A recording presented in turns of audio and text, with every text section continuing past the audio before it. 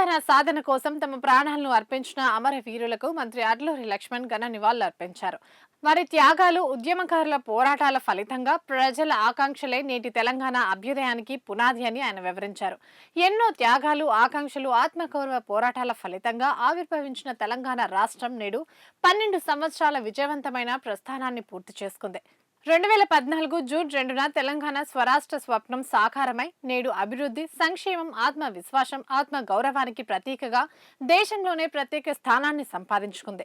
రాష్ట్ర సాధన కోసం పోరాడిన అమరవీరుల కుటుంబాలకు, ఉద్యమకారులకు, ప్రతి తెలంగాణ బిడ్డకు ఈ సందర్భంగా కృతజ్ఞతలు తెలుపుతున్నాను అని ఆయన వివరించారు.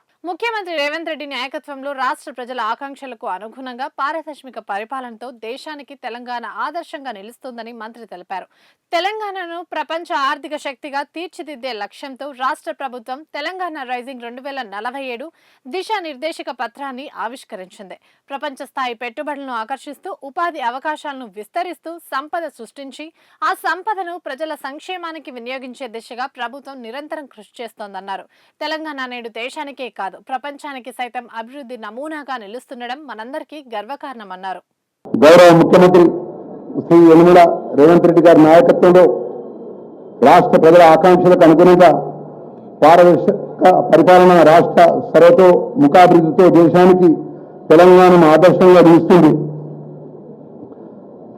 తెలంగాణ ప్రపంచ ఆర్థిక శక్తిగా తీర్చిదిద్దే లక్ష్యంతో రాష్ట్ర ప్రభుత్వము తెలంగాణ రైజింగ్ 2047 దిశ నిర్దేశక పత్రాన్ని ఆవిష్కరిస్తూ ప్రపంచ స్థాయి పెట్టుబడులను ఆకర్షిస్తూ, ఉపాధి అవకాశాలను విస్తరిస్తూ, సంపద సృష్టిస్తూ ఆ సంపద ప్రజల సంక్షేమానికి వినియోగించే దిశగా ప్రభుత్వాన్ని నిరంతరం కృషి చేస్తుంది. తెలంగాణ నేడు దేశానికి కాదు, ప్రపంచానికి సైతం అభివృద్ధికి నమూనాగా నిలుస్తుండడం మనందరి గర్వకారణం. తెలంగాణ రాష్ట్ర అవతరణ దినోత్సవ వేళ మన జిల్లా సమగ్ర అభివృద్ధి కోసం ప్రభుత్వం చేపట్టిన సంక్షేమ వివిధ అభివృద్ధి కార్యక్రమాలు ప్రగతిని నిర్మించడం నా బాధ్యతగా భావిస్తున్నాను.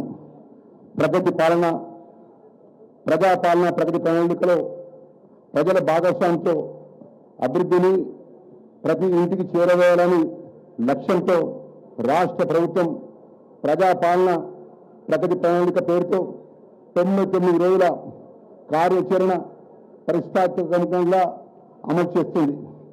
మార్చి 6 నుంచి జూన్ 12 వరకు గ్రామం నుంచి రాష్ట్ర స్థాయి వరకు పరిశుభ్రత, ఆరోగ్యము, విద్య, రైతు సంక్షేమము, మహిళా సాధికారిత, యువత, క్రీడలు, పర్యావరణ పరిరక్షణ వంటి కీలకమైన 10 అంశాలపై ప్రజాప్రతినిధులు, అధికారులు, స్వయం సహాయక సంఘాలు, పౌర సామాజిక సంస్థలు భాగస్వామ్యంతో కార్యక్రమాలు నిర్వహించుకుంటున్నాము.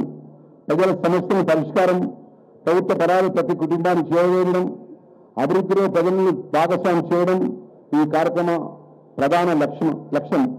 మన జిల్లాలో ఈ కార్యక్రమాన్ని విజయవంతంగా అమలు చేయగలిగాం. ప్రజాపాలన ప్రగతి ప్రణాళికలో భాగంగా జిల్లాలోని 3,506 ప్రభుత్వ కార్యాలయంలో పరిశుభ్రత, పెండింగ్ ఫైల్స్ పరిష్కార కార్యక్రమం నిర్వహించడం జరిగింది. 2,913 పెండింగ్ ఫైల్స్ ను అధికారులు పరిష్కరించారు.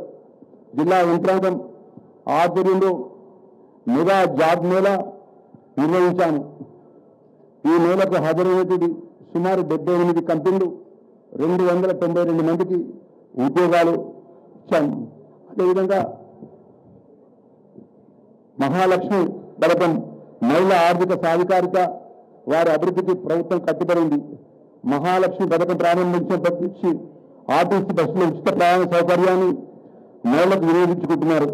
తద్వారా 7,39,00,000 ఉచిత ప్రయాణాలకు గాను వారికి 334 కోట్ల రూపాయలు లబ్ధి చేకూరింది.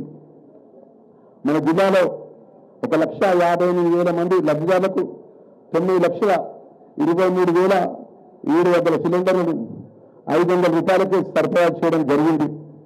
అందుకు రాష్ట్ర ప్రభుత్వం 29,70,00,000 రూపాయలు ప్రభుత్వం చెల్లించింది.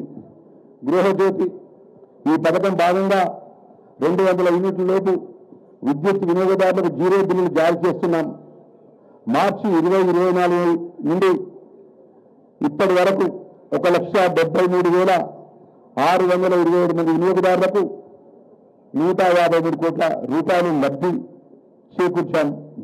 అదేవిధంగా రైతు భరోసా, రైతుల సంక్షేమానికి, వ్యవసాయ పురోగతికి రాష్ట్ర ప్రభుత్వం కట్టుబడింది.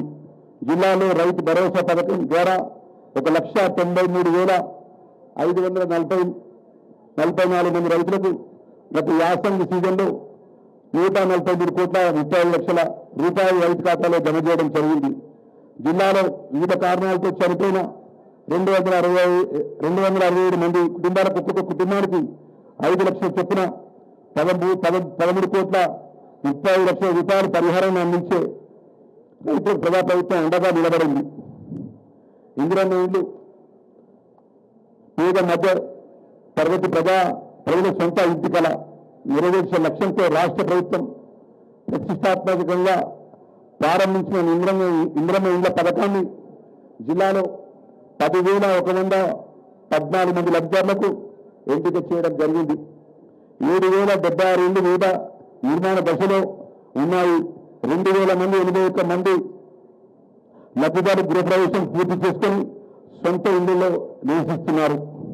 ధాన్య సేకరణ జిల్లాలో రబీ సీజన్లో సుమారు 319 కొనుగోలు కేంద్రాల ద్వారా 2,90,885 మెట్రిక్ టన్నుల ధాన్యాన్ని కొనుగోలు చేసి 554 కోట్ల రూపాయలు రైతుల ఖాతాలో జమ చేయడం జరిగింది. అదేవిధంగా 23,710 మెట్రిక్ టన్నుల మొక్కజొన్న కొనుగోలు కూడా చేశాం. సన్నబియ్యం పంపిణీ జిల్లాలో ప్రభుత్వ పాఠశాలలో వసతి గృహాలకు, పాఠశాల చదివే విద్యార్థులకు 279 మెట్రిక్ టన్నుల సన్నబియ్యంతో భోజనం అందిస్తున్నాము.